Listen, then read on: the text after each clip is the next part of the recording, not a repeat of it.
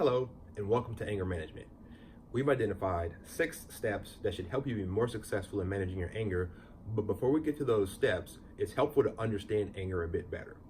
What I've done here is list some things that people generally tend to report cause them to feel anger. Your list may look similar, your list may look totally different. It's not important to have an exhaustive list of all the things that cause us to feel anger. It is helpful, though, to have enough things to give us a pretty good idea of the types of things that cause us to feel anger. When we experience things and then feel anger, in that moment, it's important for us to be able to answer a simple question: what's wrong? But sometimes we have difficulty answering that what's wrong question. So what I'd like to do next is talk about the concept of filters. We each have our own set of filters. Our filters aren't good or bad. Our filters aren't better or worse than anyone else's. Our filters aren't anything that needs to be worked on.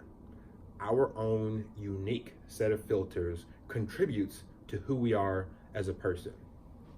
Where are you from? How were you raised? How does that impact you today? How old are you? People from different generations will sometimes view things a bit differently. What important relationships do you have in your life? Are you married? Are you a parent? Do you have friends? Do you have close family members, etc.? Men and women will sometimes view things a bit differently. What is your financial situation? Do you have a lot of money in the bank? Are you living paycheck to paycheck, or somewhere in between? What goals in life are you working towards? Are you trying to lose weight? Are you trying to get a degree? Are you trying to open a business, etc.? What are you fearful of? Sometimes it's a physical fear. I think I might get hurt. Sometimes it's an emotional fear. I think someone might do something that hurts me emotionally, etc. As we experience life, the experience passes through our filters and we give it meaning. Sometimes the meaning is that there's something wrong. And when there's something wrong and something needs to be done about it, we feel that anger energy. But sometimes, though, we try to keep ourselves from getting angry. And what's happening there is there's an external experience that requires some attention, and there's an internal conflict. I feel my energy rising, but at the same time, I'm trying to suppress it. The reason that a lot of people try to keep themselves from getting angry is because they think about the things they tend to do when they feel that anger energy. If I tend to yell when I feel anger and I don't want to yell, I might think that I'll be successful in avoiding yelling if I'm successful in keeping myself from feeling anger. Yelling isn't anger. Yelling is behavior. Anger is an emotion we feel on the inside. Embrace your anger. It's a feeling. It's energy that's going to help you take care of whatever is wrong.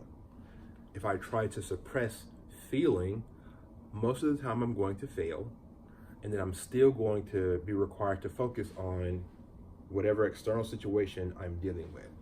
If I cook, every time I turn on that stove, every time I turn on that oven, I expect it to get hot. That heat is energy that I can use to create a beautiful meal.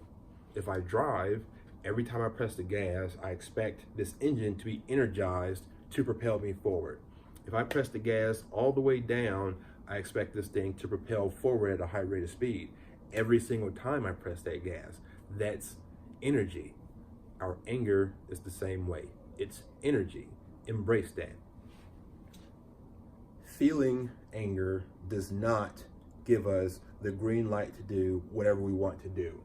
It's always our own responsibility to maintain control of our behavior. But sometimes we just don't feel like it.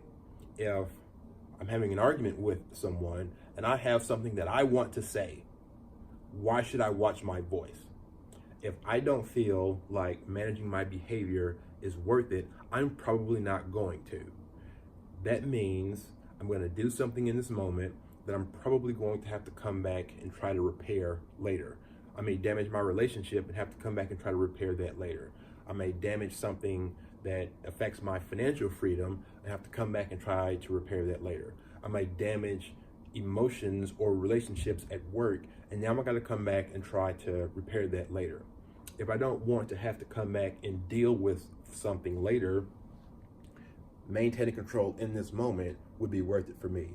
If I don't feel like it's worth it, because let's be honest, maintaining control of our behavior while we feel a lot of anger energy is very difficult for us. Why should I? If I can't answer that question for myself, I'm probably not going to manage my behavior. But if I can answer this question for myself in that moment, that gives me the motivation to maintain control of my behavior. How much anger do you have? Am I close to my emotional limit? If I am, I'm not going to be able to think very logically in that moment.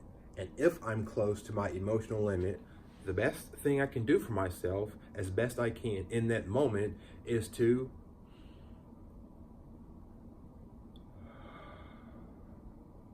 pause. And the purpose for this is to give myself enough emotional space from the experience to allow my emotions to normalize. Let me back away from my emotional limit so that I'm able to think logically.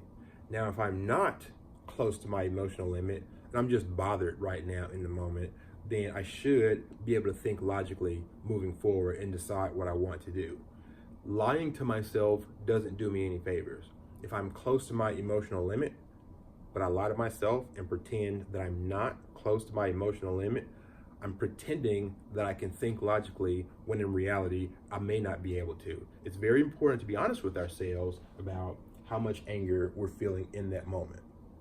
Next, answer the question of why. Why are you angry? Why do you feel anger? A lot of times people will point to their external experience. I am angry because I'm stuck in this traffic. But different people have different filters. So one person experiencing these things, passing through their filters, having a certain meaning, and another person experiencing these things with a different set of filters may have a different meaning. So pointing to the external experience doesn't always help us or someone else understand the real meaning behind our anger. So the next thing to focus on is whatever primary emotion we may be feeling. These don't always get a lot of attention. These are emotions of embarrassment, sadness, feelings of worthlessness, feeling like someone let you down, feelings of despair, etc. The better we understand that primary emotion, the better we understand our anger. Now it's time for the rubber to meet the road. What are you going to do? I have this situation in front of me, I'm dealing with this situation, and now I'm called to action. Sometimes I don't know what to do though. So if I don't know what to do in a situation, the best secondary question for me to ask in that situation is, what do I want? This is going to help give me some direction. I don't know how I'm going to get there yet, but if I know what I want, at least I know what direction to head on. If I don't know what I want, I don't know which direction to head in. And now, if I don't know which direction to head in, I'm less likely to get what I want, which may even cause me to feel more anger. The better I understand what I want, the better I'm going to have direction, the more successful I'll be over the long run. This is where you're either going to be successful or unsuccessful in managing your behavior when you feel anger. A lot of people stop here. And if you deal with a situation, but you have some residual anger, that residual anger is going to lower your capability of dealing with the next thing that happens. So to help yourself in that regard, you got to refill your cup by performing self-care.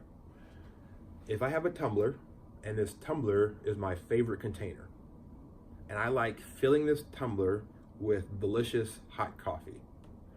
When my tumbler is full, I feel good about it.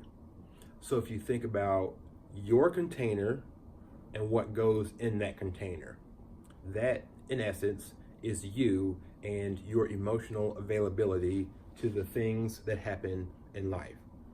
With my tumbler, if I got to pour a little coffee on this traffic, if I got to pour a little coffee on my finances, if I got to pour a little coffee onto some arguments, this is my emotional availability. It's not going to be too long before my container is empty, my cup. I have to refill that cup. If I don't have anything left for the rest of life that happens to me. What types of things make you laugh? What types of things make you feel good? What types of things make you want to dance and boogie? What types of things make you feel closer to the important people in your life? Here, we're successful or unsuccessful in managing our behavior in the situation. Here, we recharge ourselves and prepare for the next thing that may happen to us. If we're successful here and successful here, we're successful in managing our anger. I hope you got some value from this. Please stop by and see us again next time.